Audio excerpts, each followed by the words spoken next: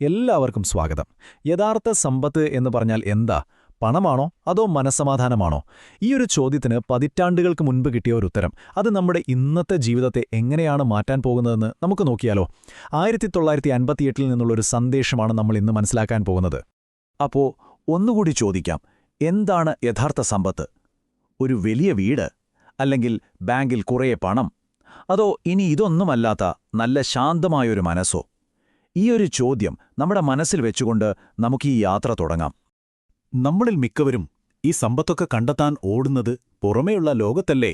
അപ്പോൾ ആദ്യം തന്നെ നമുക്കാ ഓട്ടത്തെക്കുറിച്ചും അതിന്റെ ഉള്ളിലെ ശൂന്യതയെക്കുറിച്ചും ഒന്ന് സംസാരിക്കാം.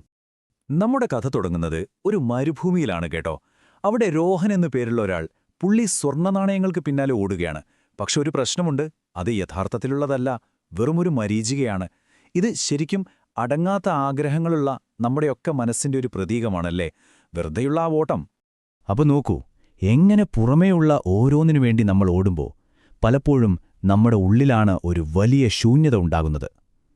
ഒരു വശത്ത് നോക്കിയാൽ വസ്തുക്കളുടെ ഒരു കൂമ്പാരം തന്നെ ഉണ്ടാകും, പക്ഷെ മറുവശത്തോ തീരാത്ത ടെൻഷനും മാനസിക സംഘർഷവും. അതായത് പുറമേ കാണുന്ന ആ സമ്പത്തൊക്കെ ഒരു തരം ഇല്യൂഷൻ മാത്രമാകുമ്പോൾ നമ്മുടെ ഉള്ളിലെ ദാരിദ്ര്യം ഒരു കഠിനമായ യാഥാർത്ഥ്യമായിട്ട് മാറും. ഇതാണ് ഇതിലെ ഏറ്റവും വലിയ പ്രശ്നം. നമ്മുടെ ഉള്ളിൽ സമാധാനമില്ലെങ്കിൽ പുറമെ എത്ര വസ്തുക്കൾ വാരിക്കൂട്ടിയാലും ഒരു കാര്യവുമില്ല.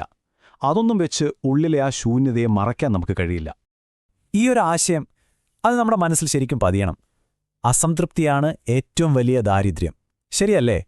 എപ്പോഴും ഇനിയും വേണം എന്ന് ചിന്തിക്കുന്നതിനേക്കാൾ വലിയൊരു ദാരിദ്ര്യം വേറെയില്ല. അപ്പോ രോഹന്റെ ഈയൊരു ഓട്ടത്തിന്, ഈ പോരാട്ടത്തിന് ഒരു പരിഹാരമുണ്ടോ? തീർച്ചയായുമുണ്ട്.